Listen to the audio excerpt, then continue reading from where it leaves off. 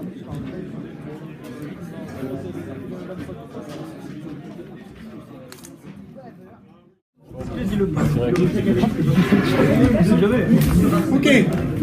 vous êtes prêts? Donc on va continuer un peu le premier chapitre.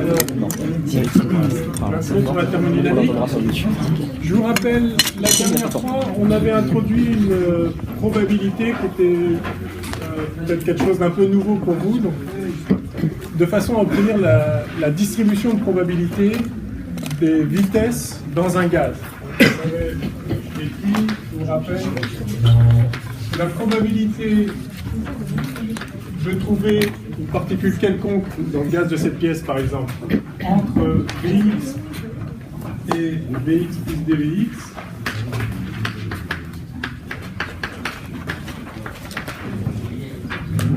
cette probabilité s'écrivait P de Vx dVx égale, alors il y avait une constante ici, fois 1 puissance moins 1 demi de m Vx carré sur kBt. Ça, c'est la probabilité de trouver une particule entre Vx et Vx plus dVx.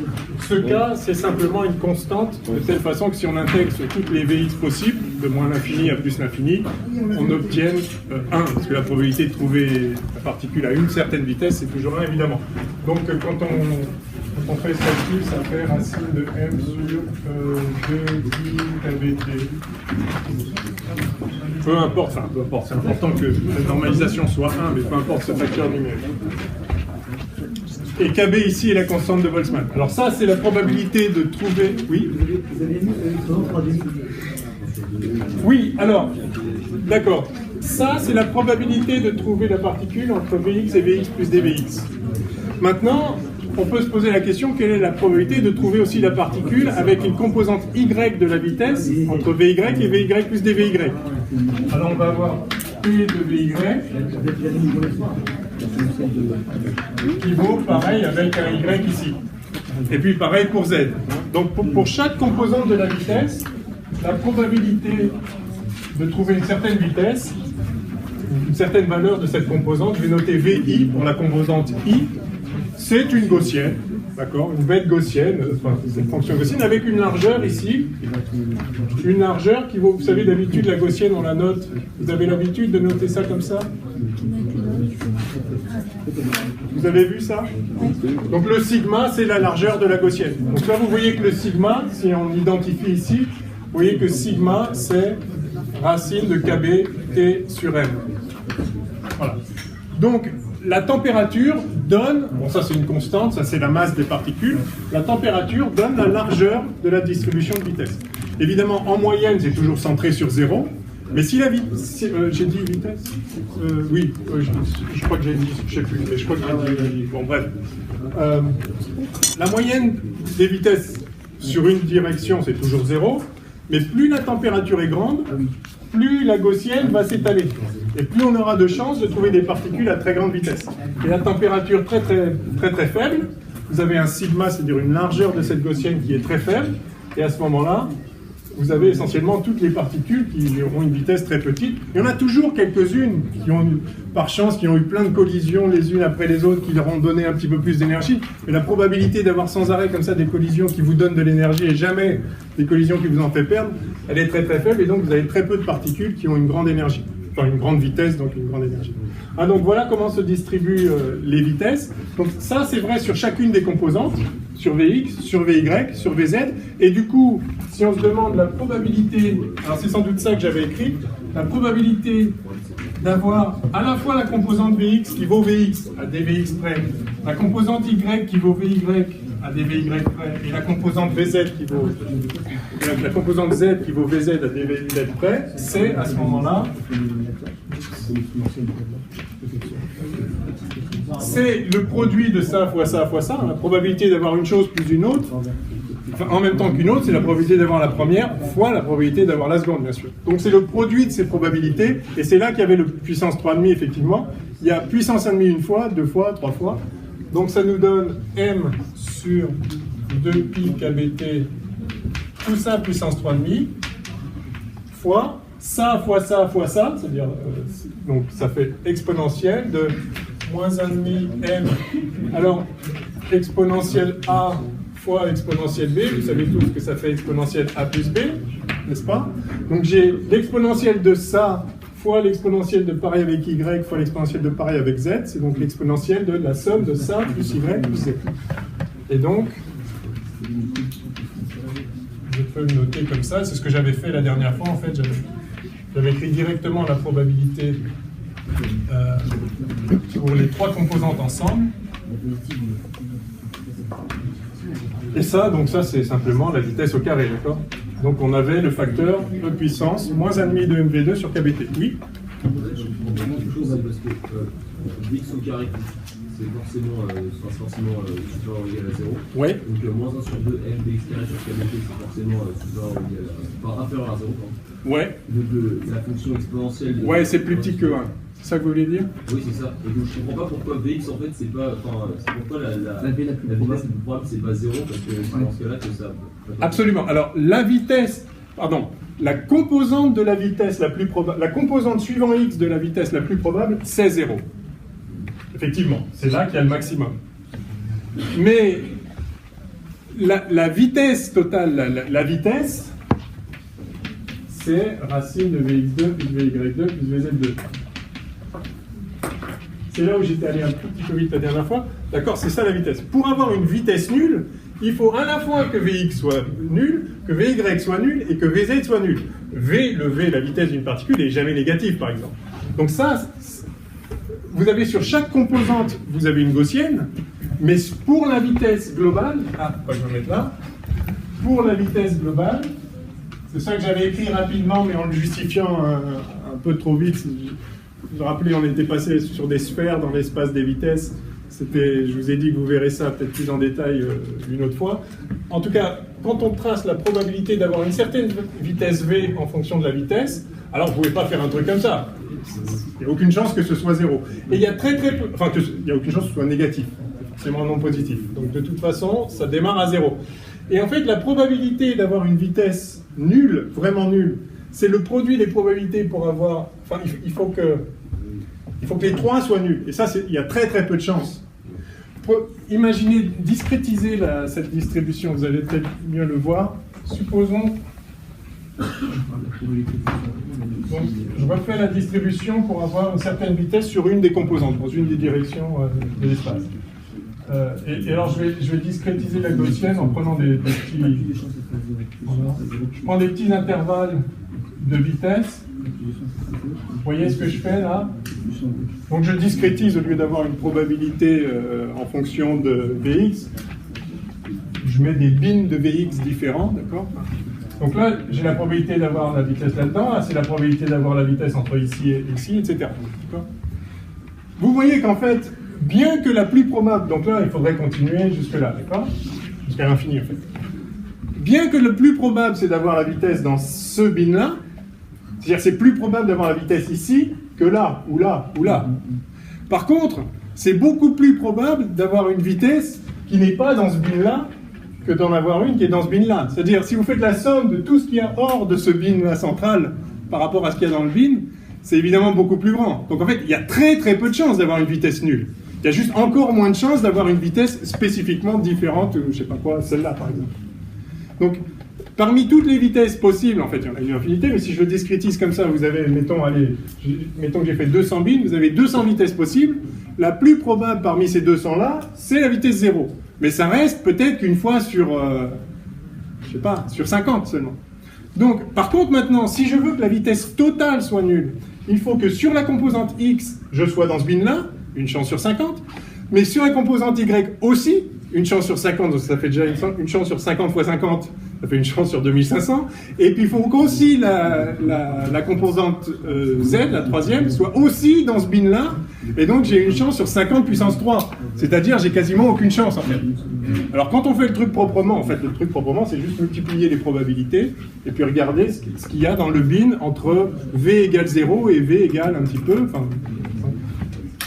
si on continue à raisonner en bin pour faire ce raisonnement tel que je viens de le faire, vous allez voir que voilà, vous discrétisez les vitesses possibles ici, et vous allez voir que le produit, c'est ça. Donc vous faites le produit des trois choses, que vous le convertissez sur la variable Donc c'est un changement de variable. Au lieu des variables Vx, Vy, Vz, vous changez ça en la variable petit v, qui est simplement la norme de la vitesse, d'accord, comme ceci. Eh bien, voilà ce qu'on obtient. Donc ce calcul, je l'ai esquissé très rapidement l'autre fois. Je ne veux pas passer trop de temps là. Peut-être ce que je ferai, c'est que je ferai une petite vidéo annexe que je vous mettrai en ligne. Ça fera 5 minutes, mais comme ça, ce sera fait proprement. Et vous verrez que le résultat, c'est ça. C'est-à-dire que d'avoir 0, c'est quasiment impossible, parce qu'il faudrait que les 3 composantes soient 0, et ça, c'est très très rare. La probabilité de ne pas être 0 est beaucoup plus grande que la probabilité d'être 0. Et donc, vous voyez qu'il y a une certaine vitesse ici, la plus probable, il y a une certaine vitesse moyenne qui n'est pas exactement pareille, qui est quelque part par là, puis il y a une vitesse quadratique moyenne, c'est-à-dire la moyenne du carré des vitesses, qui est aussi quelque part par là, je ne sais pas trop, enfin, je l'avais indiqué l'autre fois. En gros, il faut retenir que, en fait, vous pouvez retenir que 1,5, la moyenne, je l'avais noté, la moyenne de 1,5 de MV2, c'est 3,5 de KBT. D'accord ? En fait, vous pouvez même, à partir de cette distribution-là, à partir de cette gaussienne, vous pouvez calculer la moyenne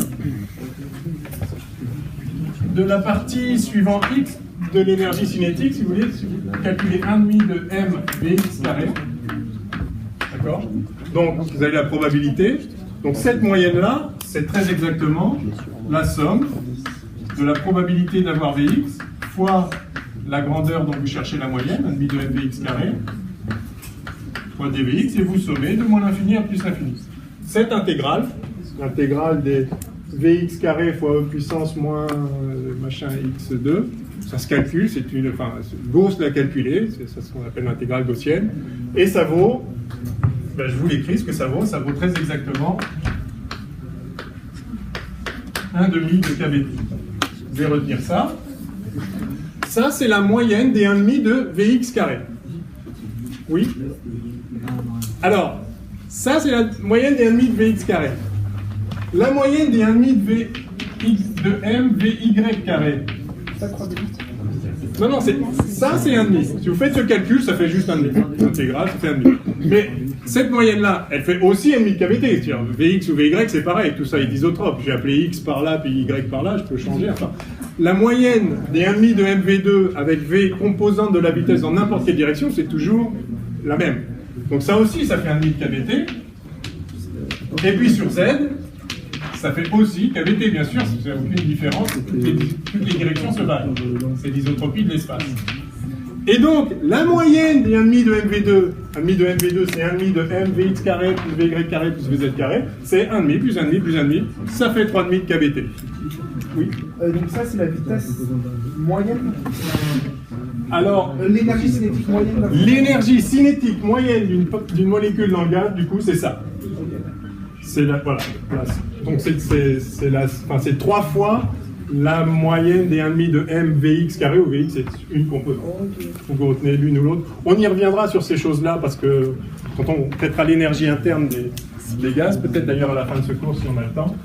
Mais donc voilà ce que j'avais fait la dernière fois. J'avais introduit cette distribution de vitesse, et à partir de ça, une fois que... Ça, évidemment, il faut l'admettre, qu'à l'équilibre, on obtient une gaussienne comme ça. Si ça ne vous choque pas trop, vous êtes habitué à ce que les processus statistiques à grand nombre, ça finit toujours sur une gaussienne. C'est le cas aussi pour les vitesses dans la distribution des vitesses dans un gaz. Et donc, on obtient cette distribution qui nous permet de calculer l'énergie cinétique moyenne due au mouvement comme ça de translation des molécules, qui vaut 3,5 kBt. En fait, il y a 1,5 de kBt sur chaque ce qu'on appelle degré de liberté, sur chaque direction du mouvement possible. On y reviendra un peu plus tard. C'est-à-dire que si vous étiez dans un espace à 2 dimensions, vous mettez des particules qui pourraient se déplacer que sur un plan, eh bien, vous auriez 2 fois 1,5 de kBt, ça ferait kBt au total. Donc, mais bon, j'y reviendrai. Pour l'instant, souvenez-vous de ça. Et l'autre chose qu'on avait faite à partir de cette distribution, disons, je vous avais dit que si on faisait le calcul, on obtenait le résultat que j'ai donné. Alors c'est pareil, je mettrai ça sur une vidéo annexe, ça prendra 5 minutes, mais peut-être 10. J'avais indiqué le calcul de la pression, vous vous rappelez, en disant que la pression d'un gaz sur une surface, ce n'est rien d'autre que, alors j'avais appelé ça la pression cinétique, je crois, ce n'est rien d'autre que la force exercée à cause du rebond des particules. C'est-à-dire, les particules viennent rebondir sur la paroi, par conséquent, les particules subissent une force, puisque sinon elles continueraient à aller tout droit. Hein. Si elles changent de vitesse, c'est donc elles ont une accélération, donc elles subissent une force. Donc les molécules subissent une force, par conséquent, les molécules produisent une force sur la paroi, action-réaction.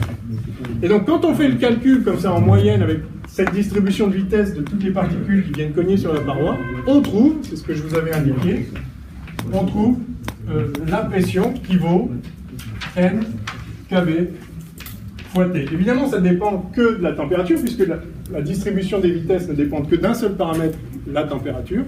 Donc ce calcul de pression peut dépendre que du paramètre température, mais ici, quand même, je vais noter évidemment la densité de particules.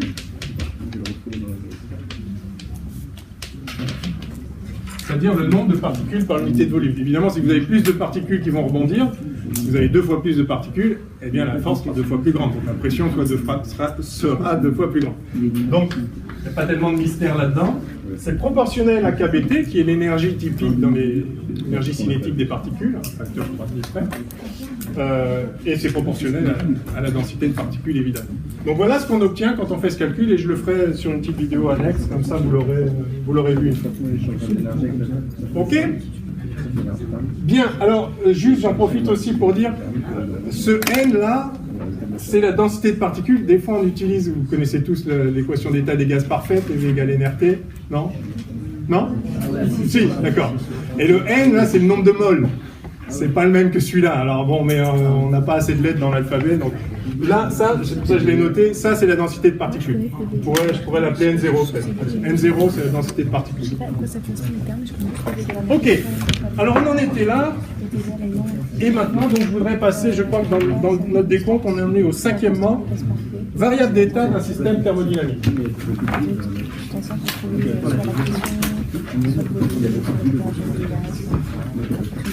Allez, on fait ça. Donc, 5e.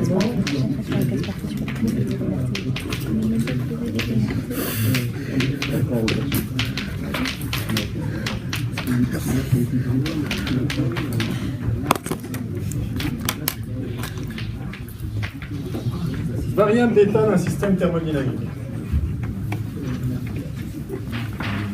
Donc l'essentiel de ce que j'ai fait la dernière fois, mis à part cette distribution de vitesse, c'était de bien préciser ce que c'était qu'un état macroscopique d'un système. J'avais dit qu'un état macroscopique, c'est un état qui est indistinguable du point de vue macroscopique, c'est-à-dire que ses échanges avec l'environnement, son action sur l'environnement est ce qu'il est, mais à un même état macroscopique, on a vu qu'il correspondait à des milliards de milliards de milliards et bien plus encore d'états microscopiques qui sont totalement indifférents du point de vue macroscopique. Si je prends une molécule et que je la mets là à la place d'ici, ça ne change rien à l'état global, et d'ailleurs les molécules n'arrêtent pas de bouger en permanence, mais ça ne change rien à l'état global, c'est-à-dire macroscopiquement, c'est un seul et même état.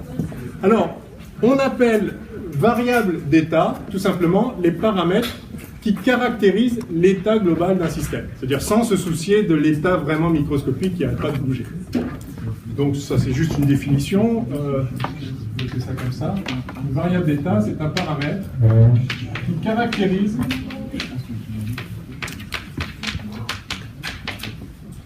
l'état macroscopique, pour rappeler mon abréviation, d'un système.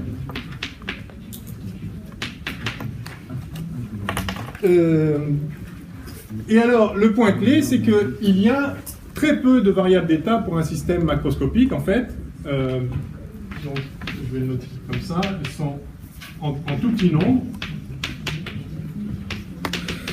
Si on voulait caractériser l'état microscopique, ce serait des nombres gigantesques. Il faudrait pour chaque particule sa position, sa vitesse.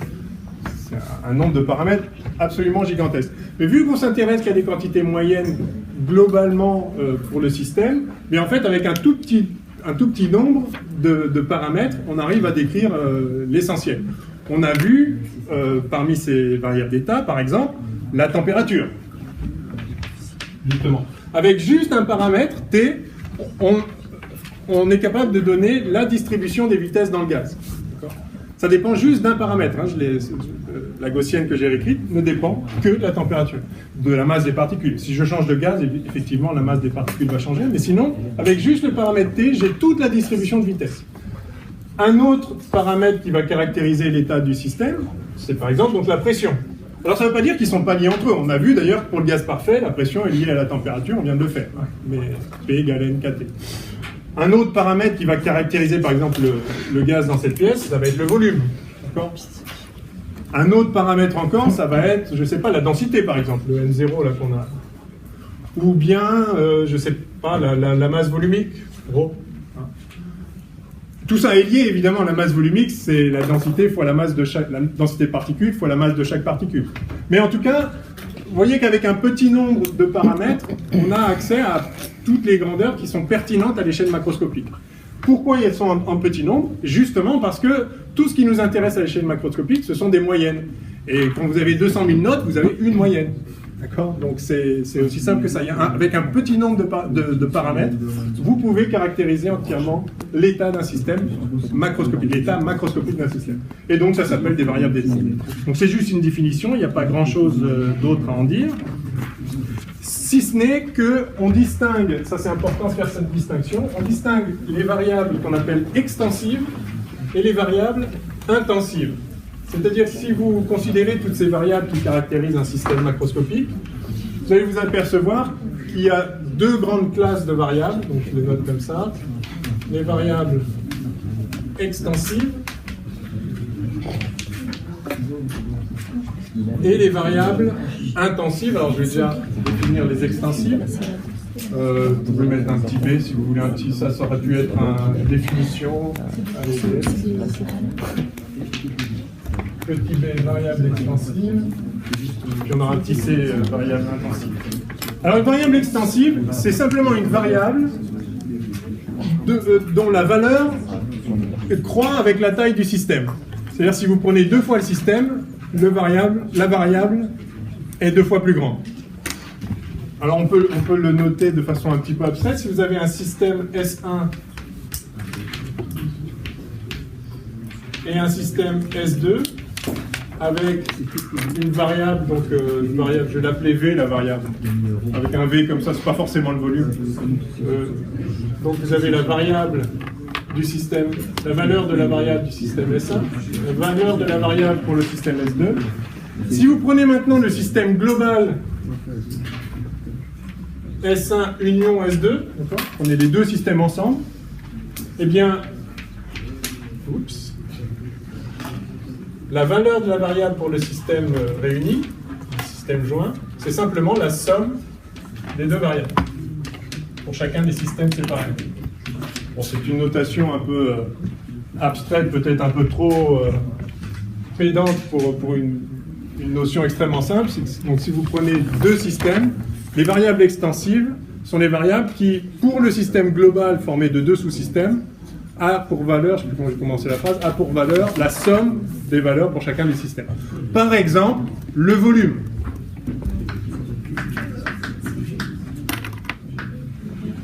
Si vous avez un système V qui a un volume V1 et un autre système qui a un volume V2, vous les mettez les deux ensemble, bah le volume c'est V1 plus V2, évidemment. Complètement trivial. Une autre variable extensive, ça peut être la masse, par exemple. Si vous avez un système d'une masse M1 et un autre système de masse M2, eh bien le système global a pour masse la somme des masses. Le volume, la masse. Qu'est-ce que vous pouvez proposer comme variable? La quantité de matière, ouais, c'est lié à la masse, mais oui, voilà. Ou l'énergie. L'énergie d'un système et puis un autre système. Si vous mettez ensemble, l'énergie totale, c'est la somme des deux énergies. Bon, ok. Donc c'est très simple. Et alors sinon, l'autre type de variable, ce sont les variables intensives.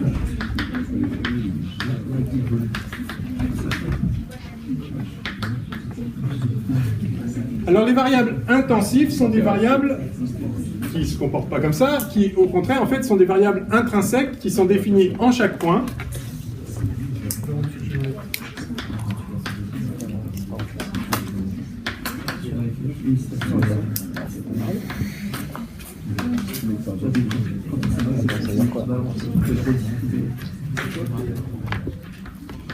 Alors que les variables extensives sont des variables définies globalement sur le système, le volume, c'est le volume global du système. En un point, il n'y a pas un volume.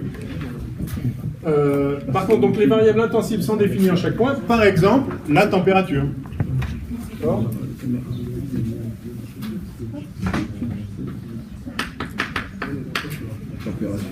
La température est une grandeur intensive. Si vous prenez la moitié de cette pièce et puis l'autre moitié, chacune a la même température, vous mettez ensemble les deux systèmes, vous n'avez pas deux fois plus de température, enfin une température deux fois plus grande évidemment. C'est la même température. C'est défini en chaque point, c'est une variable intrinsèque, on appelle ça intensive.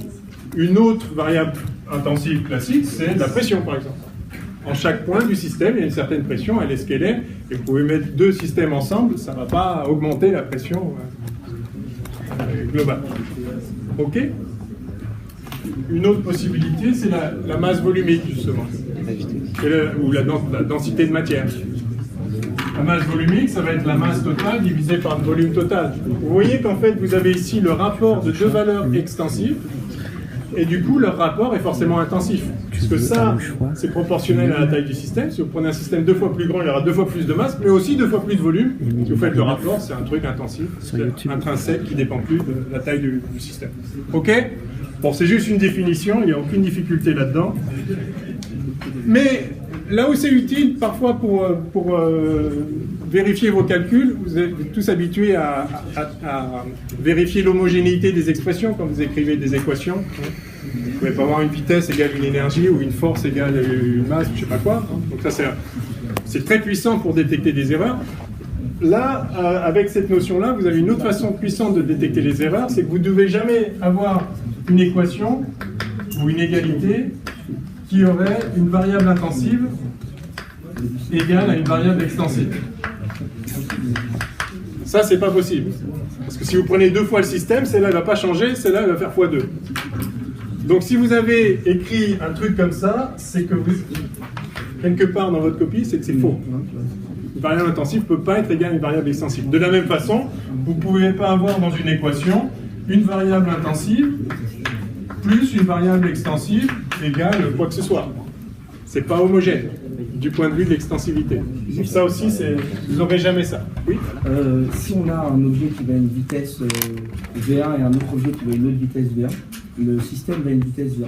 Mais si on a un objet qui va, par exemple, je sais pas, à 50 mètres par seconde et l'autre qui va à 150 mètres par seconde, c'est considérablement, enfin c'est beaucoup plus. Ouais, ouais. Et donc du coup, comment on fait pour créer un seul système? Eh bien, la vitesse n'est pas une variable d'état pour le système global, parce que alors, soit vous définissez la vitesse du centre de masse, d'accord. À ce moment-là, c'est pondéré par la masse du système, et là, oui, ça fonctionne. Sinon, vous n'avez pas. C'est pas un système à l'équilibre s'il y a deux vitesses différentes. Voilà. Je sais pas si ça répond à votre question. Ok. Voilà, et maintenant je vais définir ce qu'on entend par état d'équilibre. Ça va être important pour la suite également.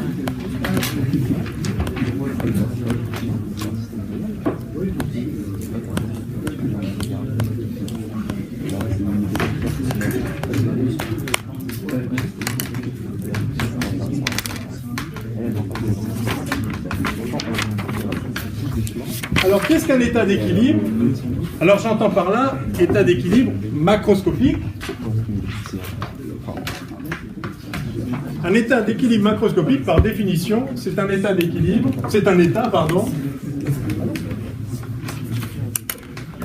dans lequel toutes les variables d'état sont constantes.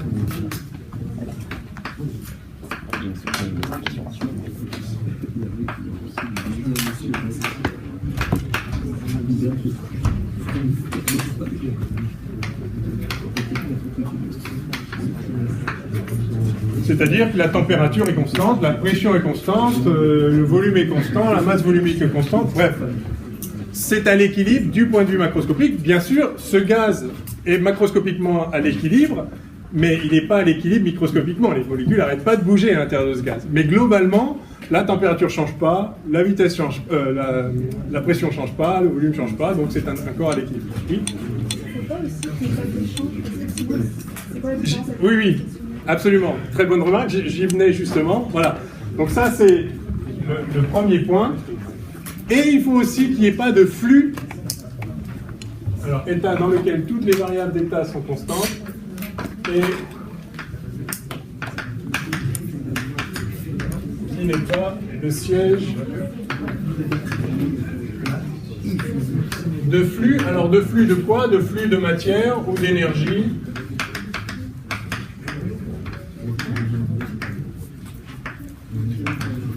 Ou de quoi que ce soit, de charge électrique. D'accord? Imaginez un système dans lequel vous avez un corps chaud, T1, qui est relié, voilà, vous avez un four avec une certaine température, T1, plus grand, je vais mettre plus grand que T2. Là, vous avez je sais pas, un lien, par exemple une barre métallique, et puis là, vous avez un système à une autre température, T2 plus petite. Ça pourrait être à l'équilibre si on s'en tient que à cette définition-là. Parce que si vous maintenez ici la température T1, vous allez avoir un flux de chaleur, on y viendra un peu plus tard dans le cours, qui va de T1 à T2. Mais si vous maintenez cette température T1 élevée et là cette température T2 basse, par exemple l'intérieur de la pièce est dehors, d'accord ? En ce moment il fait froid dehors, il fait chaud dedans, vous avez un flux de chaleur qui va de l'intérieur de la pièce à l'extérieur, qui traverse le mur. Mais tant que la température dedans et dehors ne change pas, eh bien, évidemment la température là-dedans va décroître. Ici elle vaut T1, ici elle vaut T2. Typiquement ça décroît linéairement si c'est un corps homogène, d'accord, la température. Donc en chaque point, la température elle reste tout le temps la même. Tant que ce corps est maintenu à T1 et ce corps est maintenu à T2, ce corps-là va être... Enfin, en chaque point de ce corps, vous allez avoir des variables d'état qui sont constantes dans le temps. Oui, mais il y a un flux d'énergie là. D'accord?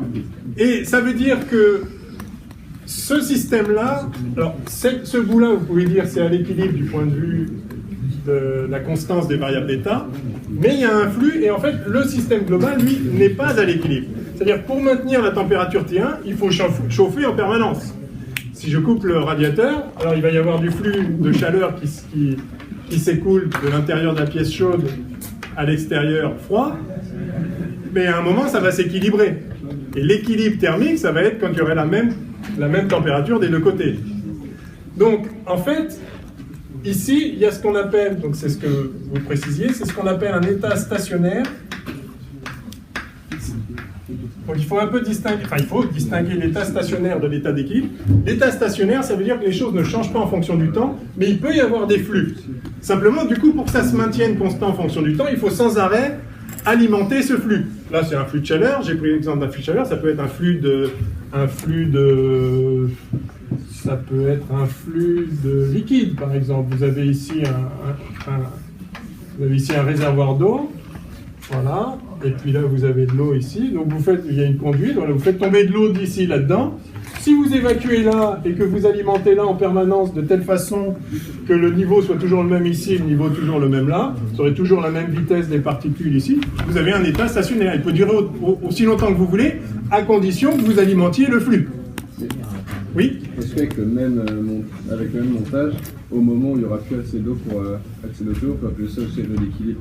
Alors, une fois que tout est vidé et que tout est là, à ce moment-là, oui, ça dépend. À ce moment-là, c'est un état d'équilibre, ça dépend plus du temps et il n'y a plus de flux.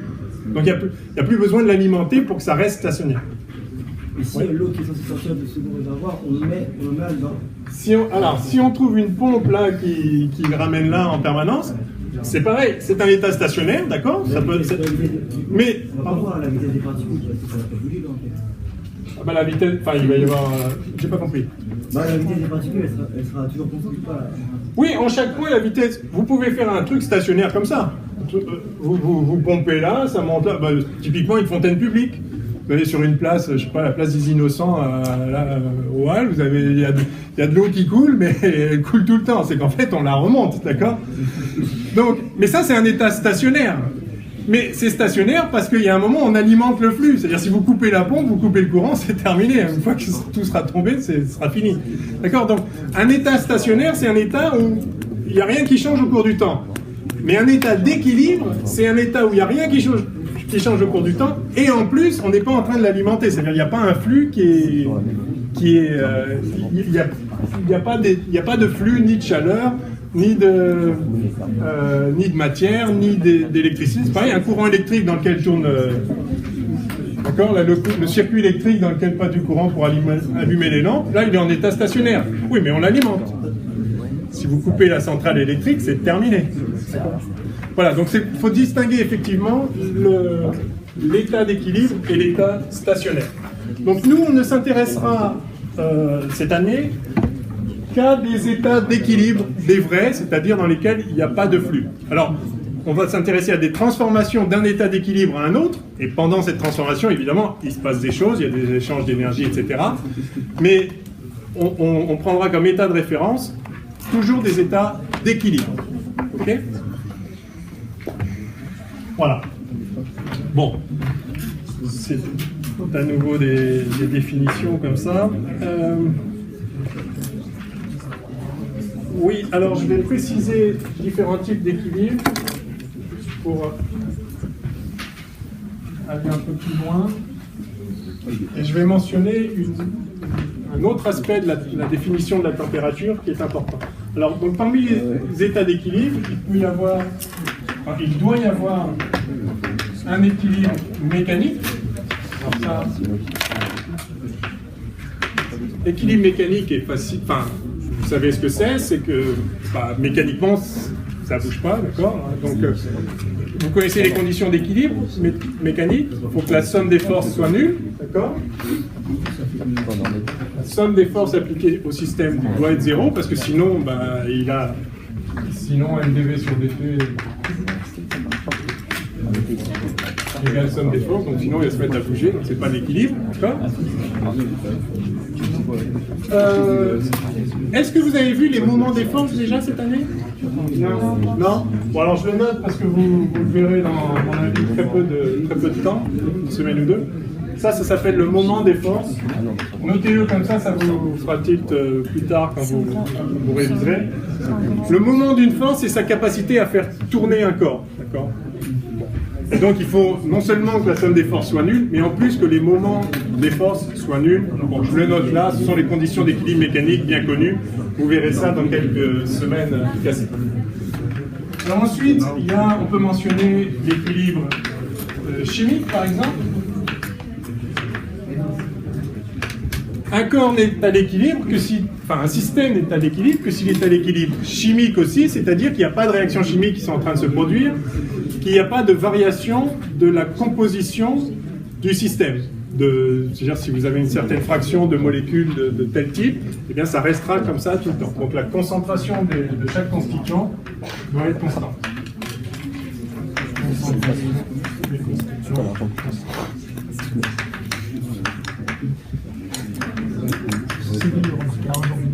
Pour chacun des constituants. Ok? Voilà, qu'est-ce qu'on peut... Bon, et pour finir, je vais simplement noter l'équilibre thermique. Alors ça, c'est important. Cette notion d'équilibre thermique est associée à ce qu'on appelle parfois le principe zéro de la thermodynamique. Donc, on va voir cette année le premier principe de la thermodynamique, le deuxième principe de la thermodynamique, qui sont donc les piliers de la science de la thermodynamique. Et on parle parfois de principe zéro de la thermodynamique, qu'on a mis en lumière en fait après, mais il est tellement plus fondamental que tout le reste qu'on l'appelle le principe zéro. Il va vous paraître totalement évident, mais c'est en fait la condition d'existence d'une variable nommée température, dont l'origine thermodynamique a été comprise que plus tard, et une fois qu'on l'a comprise, ceci devient tellement évident qu'on ne parle même plus de principe zéro, mais c'est quand même comme ça qu'on l'appelle. Le principe zéro de la thermodynamique dit que si vous avez un système S1 qui est en équilibre, je vais noter ça comme ça, équilibre, avec un système S2. Alors, en équilibre thermique. Qu'est-ce que ça veut dire équilibre thermique? Ça veut dire que vous n'avez pas de flux de chaleur de l'un vers l'autre. D'accord? Si vous avez donc un système S1 en équilibre avec un système S2, et que par ailleurs, le système S2 est en équilibre avec un système S3, alors le système S1 est en équilibre avec le système S3. Ouais. C'est-à-dire que être en équilibre thermique, c'est une relation transitive. Ça vous dit quelque chose, ça, en maths, les relations transitives? Les classes d'équivalence, ça vous dit quelque chose aussi? Relation d'équivalence? Non? Pas tous?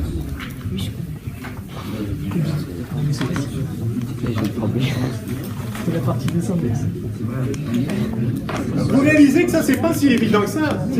Ça veut dire que si je mets deux systèmes, si je mets deux systèmes en contact et que j'attends l'équilibre, alors ils sont maintenant à l'équilibre. S1 est à l'équilibre avec S2.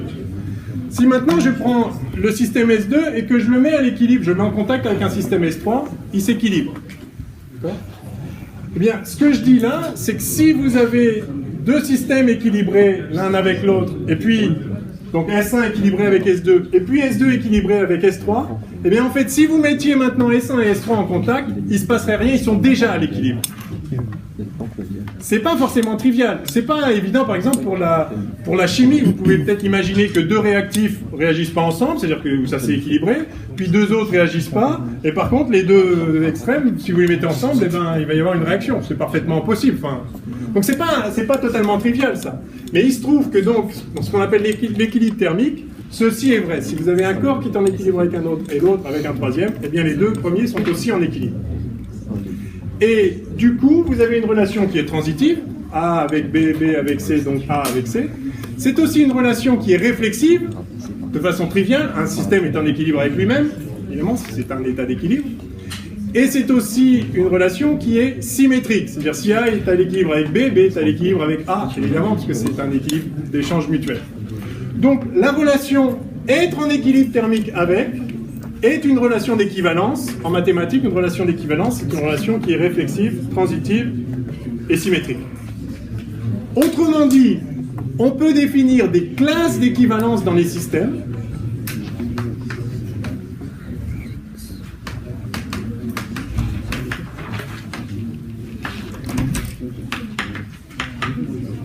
Je dirais dans l'ensemble des systèmes, thermodynamique à l'équilibre.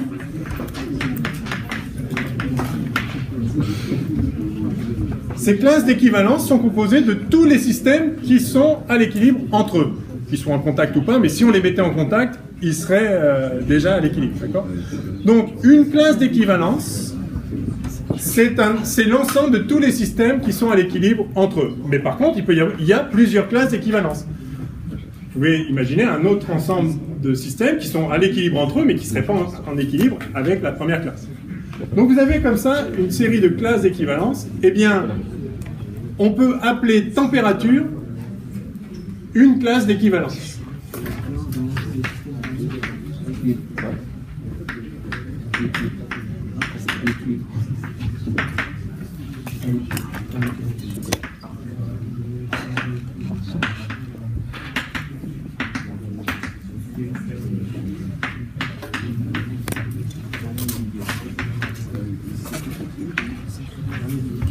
En fait, alors maintenant on sait ce que c'est la température, maintenant on a compris que c'était associé à l'énergie, etc., etc. En fait, quand on fait de la physique statistique, on comprend encore plus profondément ce que c'est, ce qu'on appelle la température thermodynamique, qui est liée aux variations de l'entropie, etc. On y viendra plus tard. Mais au départ, en fait, la condition d'existence de la notion de température vient de cette propriété-là, qui fait qu'il y a quelque chose qui caractérise les corps à l'équilibre, et ce quelque chose on l'appelle température. Alors évidemment, il se trouve que c'est la même chose, pour ça que c'est le même nom, enfin, on peut relier les uns aux autres, mais ce principe zéro est quelque chose d'important que je voulais que vous en reteniez là, outre que vous ayez entendu parler de ce principe zéro, c'est que des corps à l'équilibre thermique sont tous à l'équilibre les uns avec les autres. Ils ont tous la même température. Ouais. En haut, vous avez une classe d'équivalence. D'équivalence, ouais. Après, c'est quoi? C'est Dans l'ensemble des systèmes thermodynamiques. à l'équilibre.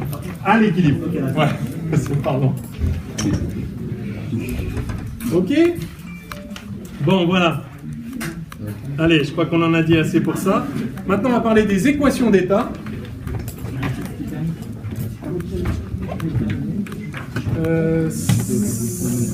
Septièmement, non? Ouais, hein? Vous voulez passer le 6.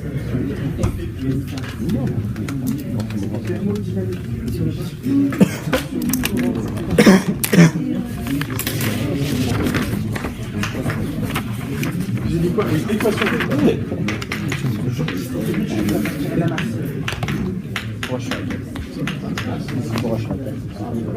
Alors, définition.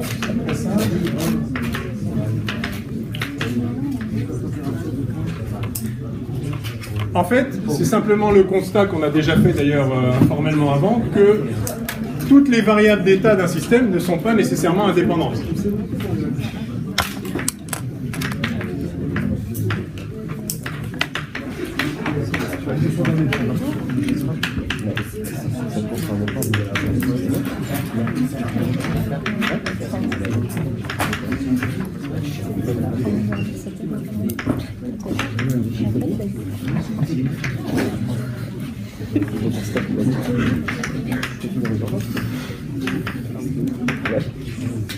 D'accord? La pression, le volume et la température ne sont pas indépendants dans un gaz. Et donc, on appelle en fait équation d'état toute relation qui relie les variables d'état.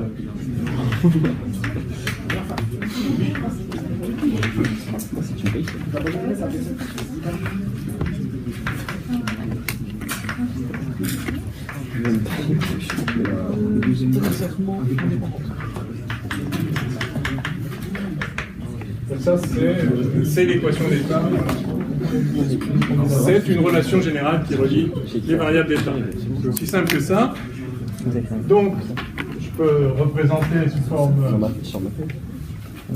mathématique, un peu formelle, un peu pédante, la forme générale d'une équation d'état. Si vous avez des variables d'état qui caractérisent l'état macroscopique d'un système, V1, V2, Vn, bien, une équation d'état sera toujours de la forme, enfin pourra se mettre sous la forme f de V1, V2, etc. Vn égale 0.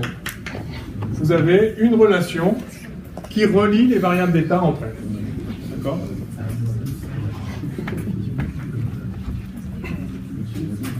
Alors on va tout de suite prendre l'exemple fondamental du gaz parfait. Vous connaissez déjà. Indépendant.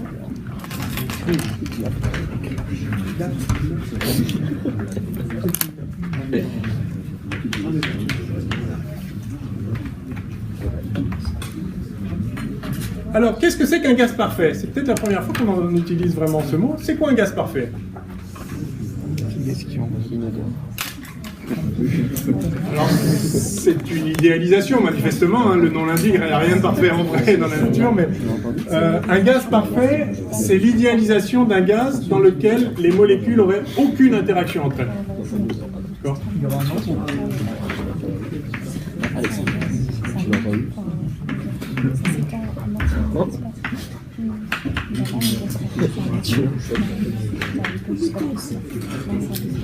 Alors tout de suite se pose un problème.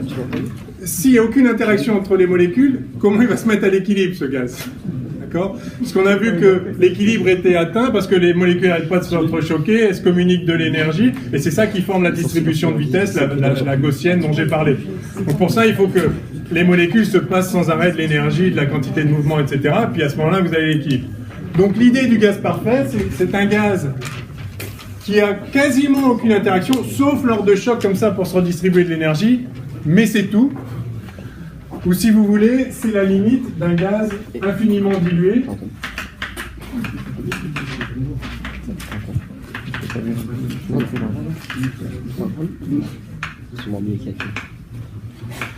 C'est infiniment dilué, il y a des particules qui sont tellement loin les unes des autres qu'elles n'ont pas d'interaction molécule à molécule, il n'y a pas d'énergie potentielle entre elles, puis de temps en temps elles se rencontrent, mais tellement rarement que ça compte presque pour dur. Donc en fait, il faut que les particules interagissent juste pour se mettre à l'équilibre, mais c'est tout, et donc voilà, elles interagissent quasiment pas.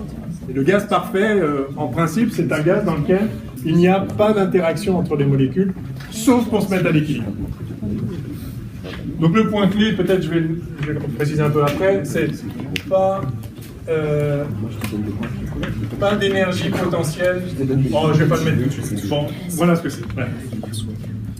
J'y reviendrai après, quand on va traiter l'énergie interne. Ok, donc à la limite, n'importe quel gaz, en fait, si vous le diluez beaucoup, devient un gaz parfait. Donc ça, c'est quelque chose qui avait été constaté il y a bien longtemps. Parce que quand c'est très dilué, même si les particules ont des forces les unes, exercent des forces entre elles, si elles se rencontrent très rarement, bah, si vous voulez, les échanges d'énergie de cette façon-là seront toujours très limités par rapport à l'ensemble de ce qui se passe dans le gaz. Bon, on précisera ça au fur et à mesure. Alors, eh bien, pour ce gaz-là, en fait, on a déjà l'équation d'état. Alors, vous la connaissez, PV égale nRT.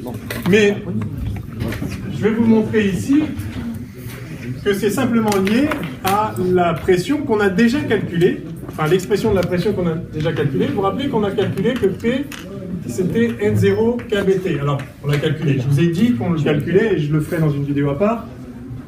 Mais donc, quand vous intégrez simplement la somme des forces exercées par les molécules sur la paroi, vous faites le calcul et vous trouvez ça. Ben en fait, ça y est, c'est fini. Parce que ça, c'est quoi? J'ai dit que c'était la densité de particules. C'est le nombre de particules divisé par le volume.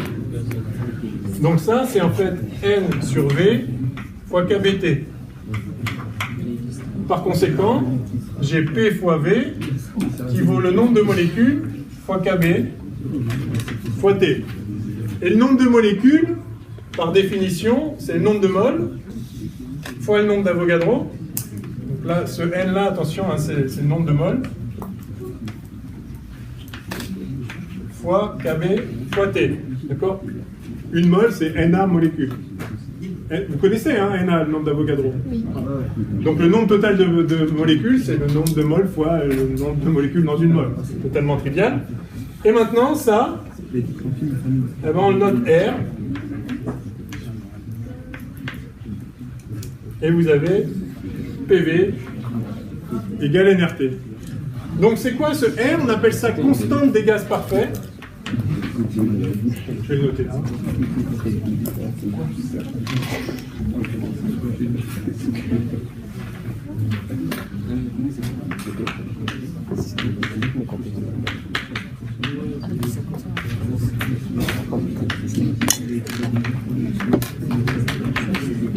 La constante des gaz parfaits, qu'on note R, ce n'est rien d'autre en fait que Kb, la constante de Boltzmann, celle qui intervient dans la distribution de vitesse, celle qui relie en fait la température à une énergie, enfin celle qui convertit les températures en Kelvin en énergie en joule.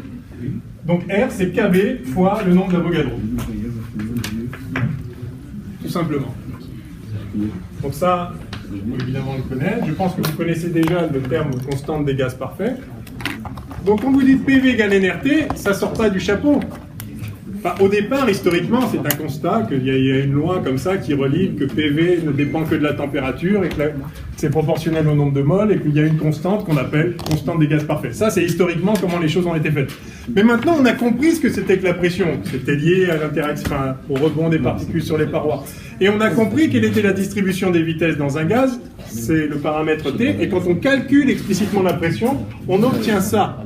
Et donc en fait, on déduit la loi des gaz parfaits, qui était juste une observation expérimentale, d'un calcul explicite. En fait, c'est de la mécanique à l'échelle microscopique. Donc maintenant qu'on sait faire la théorie cinétique des gaz et qu'on a compris vraiment ce que c'était que la température, la pression, etc., ceci n'est plus un mystère. Le PV égale nRT, c'est juste, vous calculez P et ça vous dit que PV égale nRT. C'est totalement c'est conceptuellement extrêmement simple, c'est de la mécanique à l'échelle microscopique. Vous faites la somme des interactions des particules sur la paroi d'un récipient et vous trouvez PV égale énergie. À condition donc, en faisant ça, vous reconnaissez que ce qu'on avait appelé R sans savoir d'où ça sortait, ce n'est rien d'autre que le nombre d'Avogadro fois la constante de Boltzmann, celle qui intervient, donc comme je vous ai dit, qui convertit les températures en énergie. Ok ? Voilà. Donc ça, c'est l'équation d'état des gaz parfaits, du coup, PV égale énergie. Alors, je vais vous parler très rapidement maintenant des gaz réels. J'avais un petit B là. Ouais. Alors, c'est ici.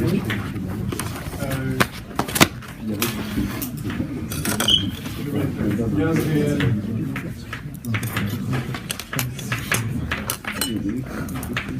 Je vais parler en particulier de ce qu'on appelle les gaz de Van der Waals.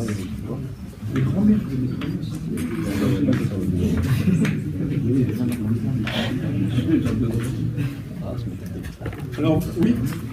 N, c'est quoi? N, nombre de moles. Ok. Donc à pas confondre avec ce N-là qui était la densité. Donc le grand N, c'est le nombre d'entités. Ouais, c'est le nombre total de molécules. Nombre total de molécules, et ça c'est le volume total, donc ça c'est la densité. Okay. Alors les gaz de Van der Waals, grand physicien de un peu à cheval sur le XXe siècle, plutôt fin 19e, qui a obtenu le prix Nobel, soit dit en passant, pour les forces en 1910, je crois. Oui, les forces de Van der Waals, c'est lui. Vous avez dû voir en chimie. Alors, il a essayé de modéliser le comportement des gaz non parfaits.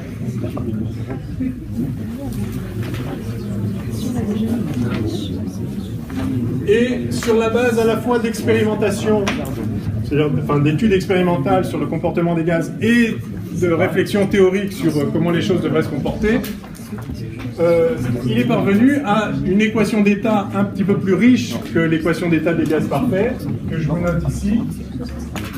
P, alors plus, on va dire,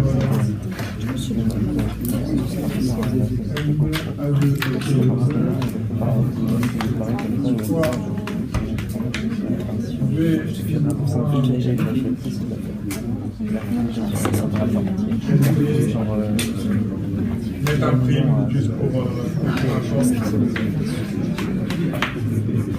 égal NRT.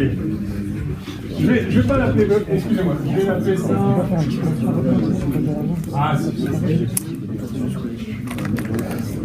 je vais l'appeler les zéros. Ceci est une constante, ou bien je l'appelle. Ah, je suis un peu embêté. Allez. Il y a des lettres qui sont plus ou moins standards. Peu importe.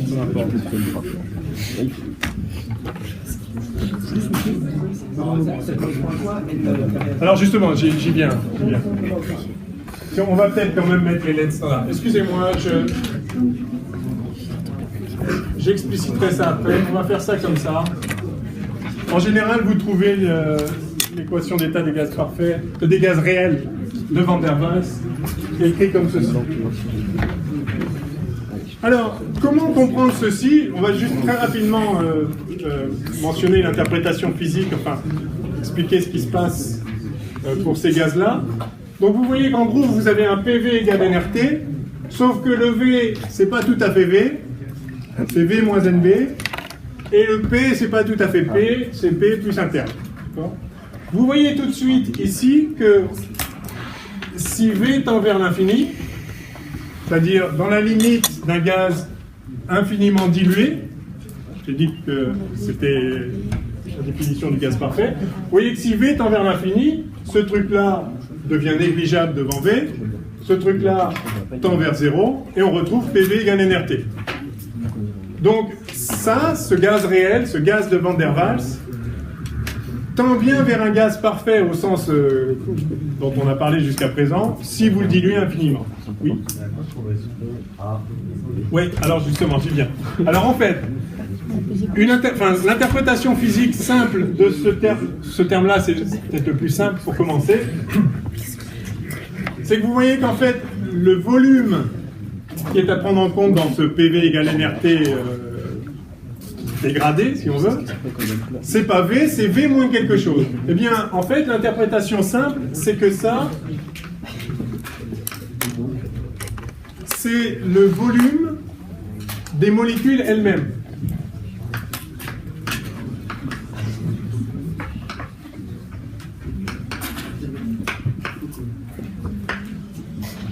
C'est-à-dire qu'en fait, le volume accessible aux molécules, tout à l'heure, quand on a calculé PV égale nRT, en fait, on avait calculé P égale NKT, bon, on l'a pas fait en vrai, mais je vous ai dit comment le faire.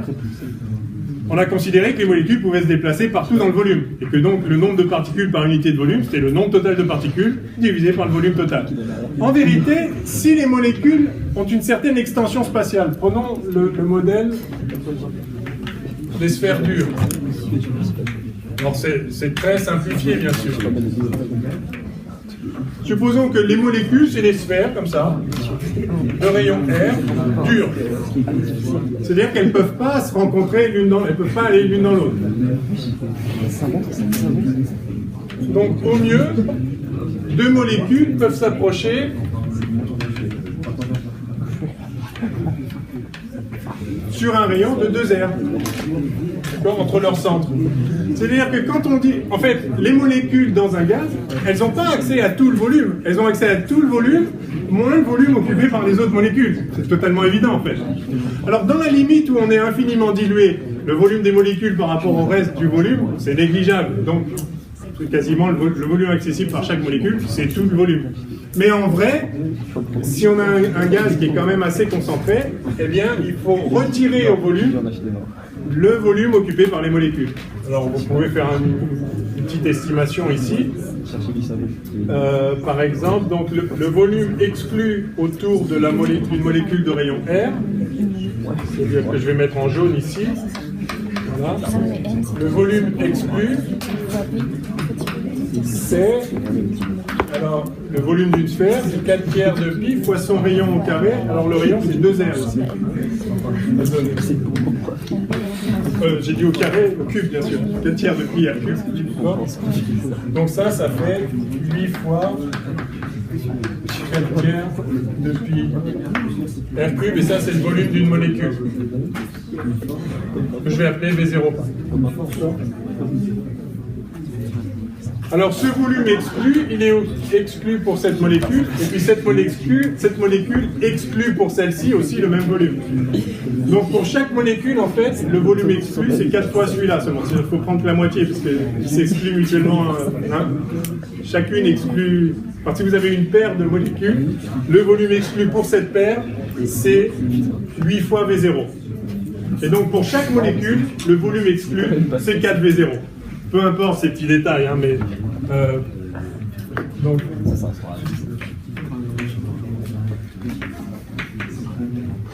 volume exclu de point 4 V0 par molécule.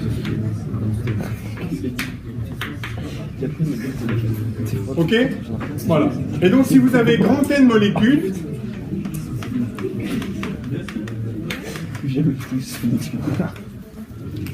eh bien, c'est grand N, c'est 4 grand N V0. Voilà. Et donc ici, vous pouvez écrire 4 grand N V0. Donc le petit b qu'on note habituellement, c'est simplement ça c'est n, ça c'est le nombre total de molécules, donc c'est n nombre de moles fois le nombre d'Avogadro. Donc le petit b qu'on note actuellement, c'est 4 nombre d'Avogadro fois V0. Peu importe. Ce qu'il faut retenir, c'est que dans l'équation du gaz réel, le volume doit être remplacé par le volume moins quelque chose, et ce quelque chose est proportionnel au nombre de molécules. Parce qu'en fait, c'est le volume exclu dans la pièce. Et ce volume exclu, il est d'autant plus grand qu'il y a plus de molécules. D'accord? Donc, Ça va ou vous voulez que je détaille plus là? Ça va, hein, c'est pas crucial. Il faut juste retenir qu'il y a ici un truc qui va devenir négligeable par rapport à V lorsqu'on va avoir un gaz qui est très dilué. D'accord? Ok, donc on a compris ce terme-là. Maintenant, on voudrait comprendre celui-là. Alors, comment comprendre ce terme?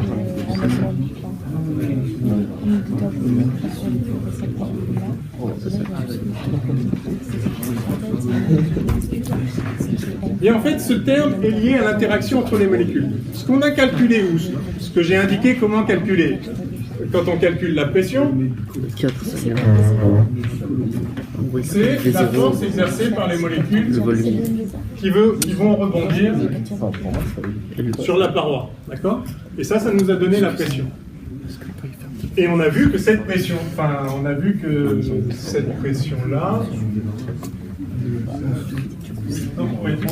la pression cinétique, je l'avais appelée pression cinétique, c'était donc NKBD. N0, pas nombre de moles, mais densité de particules. En réalité, la pression du gaz, c'est-à-dire, il faut prendre...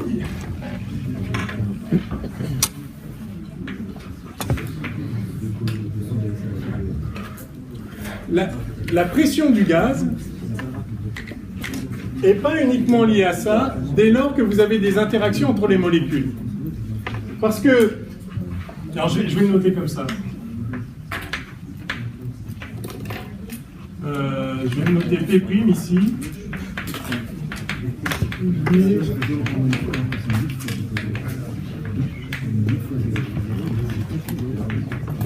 Lié à l'interaction entre molécules. Les molécules... Oui, pardon. Il a 4. Parce que là, c'est pour une paire de molécules. Le volume exclu, c'est 8. C'est 8 V0. Mais celle-ci exclut du volume pour elle, mais elle exclut du volume pour elle. Donc à 2, ce qui est sûr, c'est que quand vous avez deux molécules, le volume exclu, globalement, c'est 8 V0. Et donc par molécule, il y en a 4. Voilà. Un peu subtil, mais... Oui. Le volume des molécules en elles-mêmes, c'est l'ensemble des molécules ou du seul? L'ensemble des molécules du système? Ici, ouais, voilà. Donc c'est grand N fois le volume exclu par molécule. Alors, c'est pas, en fait, c'est pas le volume des molécules, c'est le volume exclu par les molécules. Mais ça revient à ça. Oui, enfin, si c'est ça. Ouais, ça. Voilà. Ok? On peut donner des ordres de grandeur, hein, typiquement le rayon, la contour. En fait, ce paramètre, il se mesure, c'est-à-dire vous regardez comment se comporte un gaz réel, et vous allez mesurer ce coefficient-là. Et donc ça donne accès en fait à la taille des molécules. Alors typiquement, ce qu'on trouve, mais je pense que vous savez, la taille typique des molécules, c'est de l'ordre de l'angstrom, d'accord? Donc on trouve le R ici, là.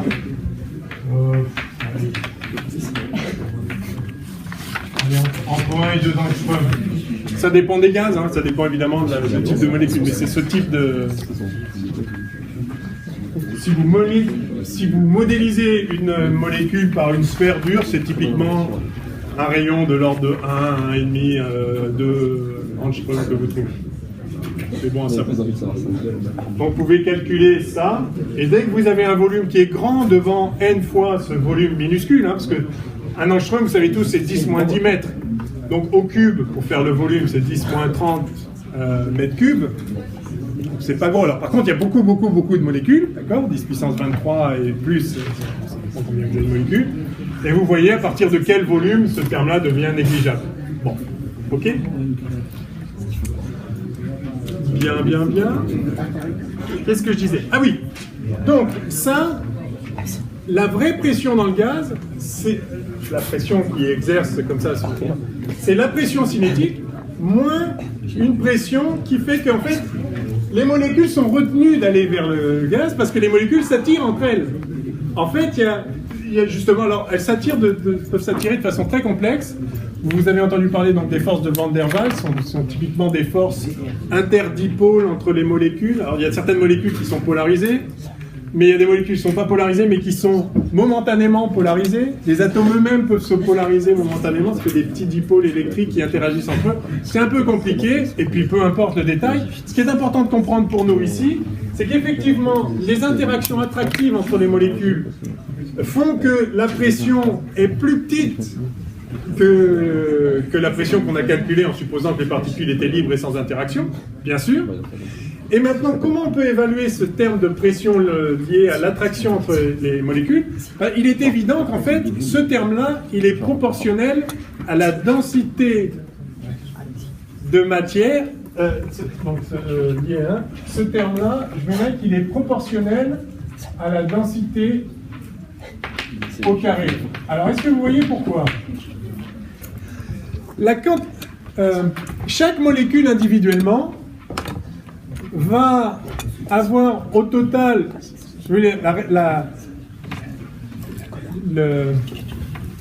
l'effet attractif sur les molécules de cette molécule individuelle est proportionnel au nombre de molécules. C'est-à-dire, voilà, plus vous avez plus la densité, on va raisonner en densité de molécules, comme j'ai mis là. Plus la densité de molécules est grande, plus il va y avoir souvent deux molécules suffisamment proches pour qu'elles s'attirent l'une l'autre. Donc, pour chaque molécule, le terme est proportionnel à la densité de molécules. C'est complètement évident. Mais maintenant, comme le terme global qu'on veut calculer la pression, c'est la somme de toutes les interactions de toutes les molécules. Donc, évidemment, c'est aussi proportionnel. Donc, pour chacune, c'est proportionnel à la densité, mais le nombre total d'interactions comme ça est proportionnel à chacune des molécules. Enfin, je n'ai pas été très clair. Chaque molécule a un nombre d'interactions comme ça proportionnel à la densité, et donc au total, ça fait la densité au carré. Vous l'avez à peu près? Bon, j'ai un peu mal dit, mais enfin voilà ce qu'on trouve.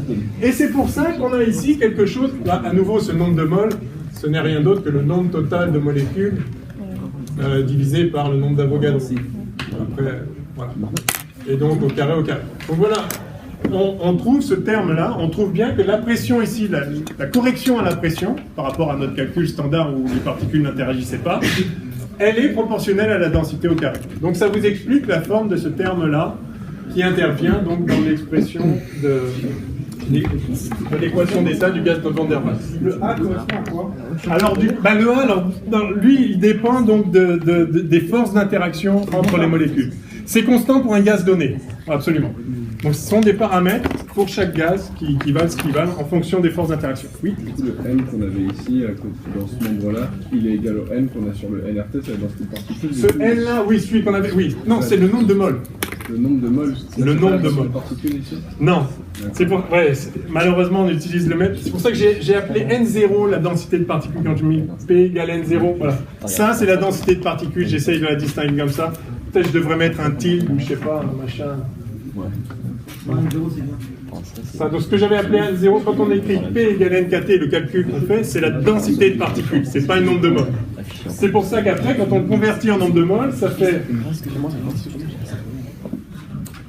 N, ça fait grand N sur V, c'est-à-dire le nombre de moles fois le nombre d'Avogadro sur V. Et c'est comme ça qu'on obtient PV égale NRT. Bon, vous reverrez ça tranquillement, mais il n'y a pas de difficulté, il y a juste un problème de notation. On a une même lettre pour deux concepts différents, donc il faut faire attention.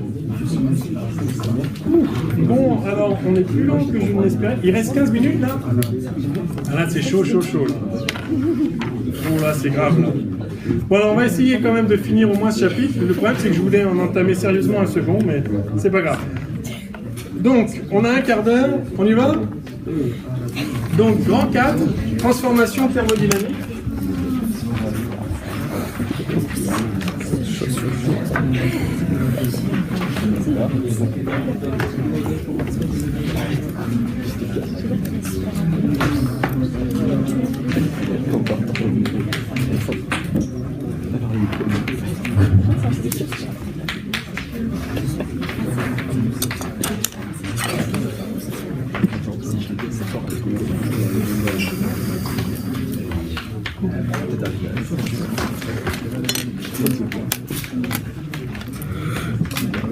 Ah, je voulais dire un truc avant. Ah oui, je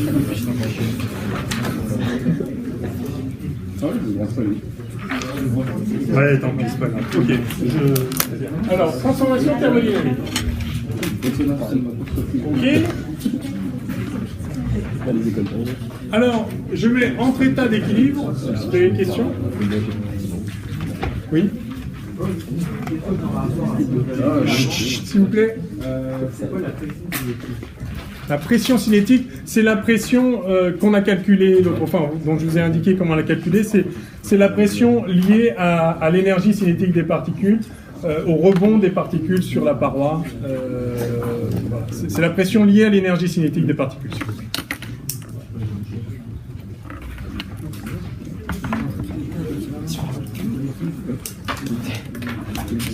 Ok. Donc, je vous ai dit, on allait considérer que des états d'équilibre. Donc, ce qu'on appelle transformation thermodynamique, c'est simplement le passage d'un état d'équilibre initial à un état d'équilibre final.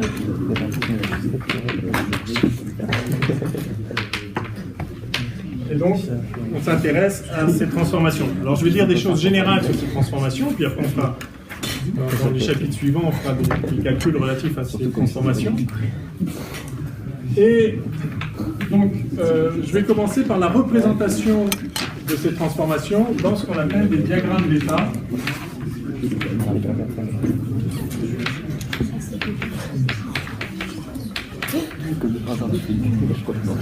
Et je vais commencer par un diagramme très classique qu'on retrouvera souvent. Le diagramme de Clapeyron.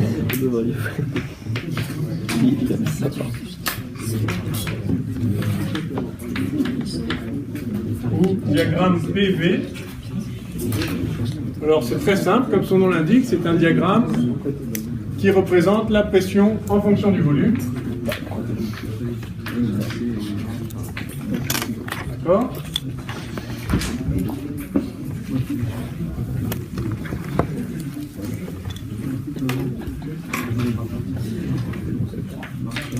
Vous partez d'un état 1, vous arrivez à un état 2 en suivant dans le diagramme PV un chemin qui est ce qu'il est.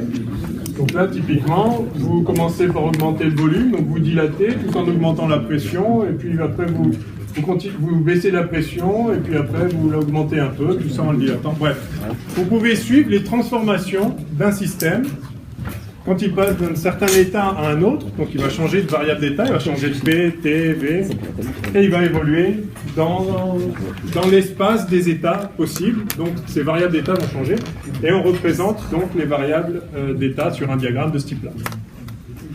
Alors pour passer de l'état 1 à l'état 2, on peut suivre des chemins très différents, d'accord ? On peut s'amuser à faire. Toutes ces transformations sont des transformations qui passent de l'état 1 à l'état 2. Voilà, on les représente sur un diagramme comme ça. Alors, on utilise souvent comme ça... Il n'y a pas que deux variables d'état dans la vie. Ne serait-ce que la température, elle n'est pas là. Mais on utilise souvent ces diagrammes à deux dimensions parce que, en tout cas dans les cas qu'on va étudier, c'est-à-dire, peut-être le noter là, pour des corps... Pour des systèmes isolés,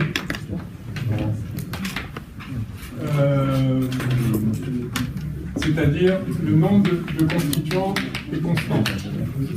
Par exemple, le gaz dans cette pièce, c'est un système isolé dès lors que j'ouvre pas une fenêtre, etc., où je ne peux pas échanger de matière. Donc, ce qu'on va faire, nous, quasiment tout le temps pendant tout le cours, on va étudier des systèmes isolés avec simplement un corps pur, c'est-à-dire un seul type de molécule.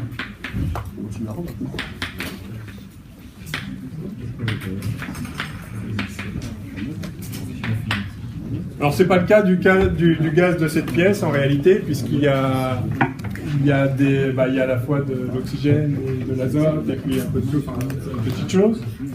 Mais on étudiera essentiellement que des corps purs, auquel cas de toute façon, tant qu'il n'y a pas de réaction chimique et de choses compliquées avec des changements d'état qui pourraient être différents pour chacun des corps, par exemple si vous faites de la liquéfaction ou de l'ébullition et que tous les corps n'ont pas le même point de fusion, etc., les choses pourraient être compliquées, mais tant que vous avez affaire à un gaz qui ne change pas de nature et qui ne change pas de nombre de molécules, en gros, on va avoir toujours que deux variables d'état indépendantes.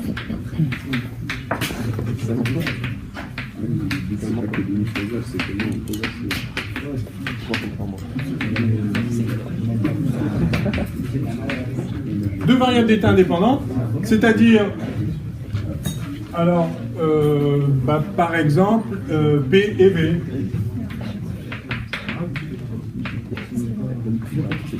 Alors ça ne veut pas dire qu'il n'y a que deux variables d'état. Les variables d'état, il y en a une infinité. La température est une variable d'état, et ça voudra dire que la température est une fonction de P et de V. On l'a vu pour le gaz parfait, T c'est PV sur NR. Pour le gaz de Van der Waals aussi, T est relié aux autres. D'accord ? Toutes les variables d'état vont s'exprimer qu'en fonction de ces deux variables. Mais vous pouvez prendre ces deux-là, ou vous pouvez prendre deux autres. Vous pouvez prendre aussi, je ne sais pas, P et T. À ce moment-là, vous aurez le volume qui est une fonction de P et de T. D'accord ? À partir du moment où vous avez PV égale NRT, par exemple pour un gaz parfait, vous pouvez écrire V égale NRT sur P. Donc V est une fonction des deux autres. Donc vous avez en fait que deux variables indépendantes. Vous pouvez prendre celle que vous voulez pour suivre l'évolution du système. Mais par exemple, si je vous dis que le système il est là, il a un certain volume, il a une certaine pression, sa température, elle est définie si vous connaissez la fonction d'état. D'accord ? Donc, pareil, vous pouvez prendre T et V. Mais vous pouvez prendre aussi, pourquoi... Bon, on va y aller. Bon, ça, le diagramme de Clapeyron, c'est un diagramme utile qui trace la pression en fonction du volume. Bon. Il y a d'autres diagrammes possibles. Par exemple, le diagramme PT.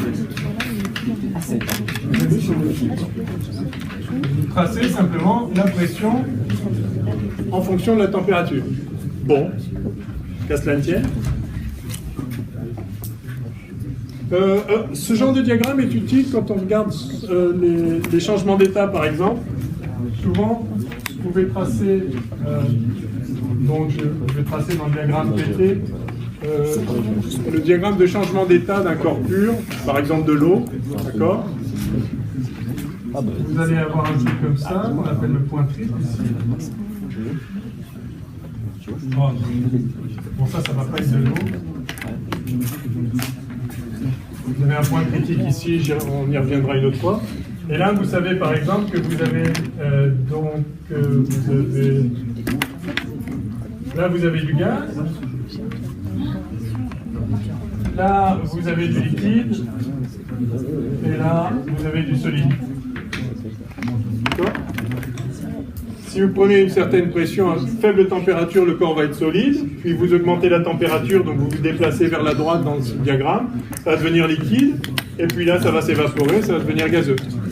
Ou si vous partez du gaz et que vous le comprimez, il va devenir liquide et après il va devenir solide. Alors ça dépend des corps. En général, les diagrammes de changement de phase sont de ce type-là. Vous savez que l'eau est un corps exceptionnel de ce point de vue-là. C'est très très rare. L'eau a un diagramme de ce type-là. Voilà. Donc gaz, solide, liquide. Si vous partez d'eau gazeuse ici, que vous le comprimez, il va devenir de la glace. Alors, si vous êtes au-dessus de ce point triple, il va devenir du liquide. Et si vous êtes en dessous, il va devenir de la glace. Et après, en le comprimant, il va devenir du liquide. En général, quand vous avez du liquide et que vous le comprimez, il devient solide. Et pour l'eau, vous avez de la glace et si vous comprimez la glace, elle devient liquide. C'est très très rare, mais l'eau est comme ça. En général, le solide a l'air est plus compact que le liquide. Si vous comprimez le solide, si vous comprimez le liquide, il devient solide. Ben pour l'eau, c'est différent. Je ne sais pas si vous avez déjà... Vous avez tous, je sais pas, patiné. Si vous patinez sur la glace, la pression que vous exercez sur la glace la fait fondre. Donc la glace devient liquide en fait quand vous augmentez la pression. Encore une fois, c'est très rare. Il y a quelques corps comme ça. Et mis à part l'eau, c'est des corps très étranges, mais voilà, l'eau qui est un corps extrêmement courant, eh bien, il a cette propriété un peu spécifique. Oh là là, le temps file, c'est horrible, c'est horrible. Je note un autre diagramme.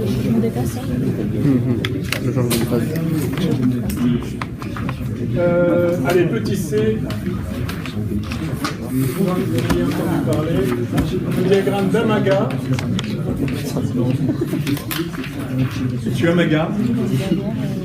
Ça, c'est un diagramme PV en fonction de V. Ah oui, PV, c'est aussi une variable d'état. Une variable d'état, c'est un truc qui est défini pour un état macroscopique. P est défini, V est défini, donc PV est défini. PV est une variable. C'est pas parce qu'on l'écrit comme le produit de deux variables, mais c'est en soi une variable. Alors, oui, s'il vous plaît. Alors, une fonction d'état, c'est une relation qui relie des grandeurs d'état. PV, c'est pas une relation, c'est une valeur, c'est une variable. P fois V. C'est comme la quantité de mouvement, c'est M fois V, enfin la vitesse. D'accord? Donc c'est une grandeur physique qui se trouve être le produit de deux autres grandeurs. Et l'équation d'état, c'est un truc, comme je disais, c'est F, V1, V2, Vn égale 0. Bien sûr. Peut-être ça vous a pas sauté aux yeux. Quand on écrit PV égale NRT, ça c'est une équation d'état, c'est une relation qui relie trois variables d'état, P, V et T. Je peux l'écrire sous cette forme-là très simplement. Hein. Il suffit que j'écrive PV moins NRT égale 0. D'accord. Donc j'ai une fonction f de P, de V et de T qui vaut 0. Cette fonction, c'est la première variable fois la deuxième moins NR fois la troisième. Donc, toute relation d'état, toute relation entre les grandeurs peut toujours se mettre sous cette forme générale-là. C'est un peu trivial. Ça peut être V en fonction de V. Donc PV en fonction de V, ça s'appelle le diagramme d'Amaga. Ce qui est intéressant là, c'est que pour un gaz parfait, eh bien PV est constant.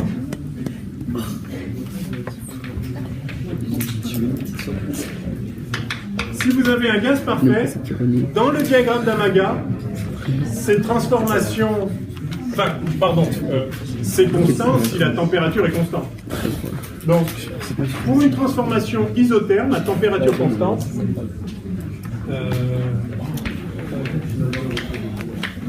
PV, qui vaut NRT, PV égale constante. Donc ça, c'était une loi en fait qui a été découverte empiriquement. On s'est aperçu que les gaz infiniment dilués, ceux qui s'approchent des gaz parfaits, ont des transformations isothermes qui sont des droites comme ça dans le diagramme d'Amaga. C'est-à-dire PV reste constant. C'est pas tout à fait le cas pour un gaz réel qui peut avoir qui va dépendre. Le produit PV va dépendre du volume. Donc, représenter des transformations isothermes dans un diagramme comme ça permet de détecter les gaz réels ou pas et de mesurer les coefficients des gaz réels, enfin des gaz de Van der Waals, etc. Bon, alors, l'heure a passé une vitesse terrible. J'aurais tellement aimé vous en dire plus. Vous avez cours, hein? Donc je vais être obligé de m'arrêter. On reprend jeudi, alors. Désolé. Bon, jeudi, on termine en un quart d'heure ce chapitre et on entame le suivant. On commence à faire de la thermo, quoi.